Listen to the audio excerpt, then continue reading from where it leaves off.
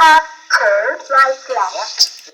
And that was the Bill and Ben Quad Bike Kiddie Ride by Northern Leisure Group.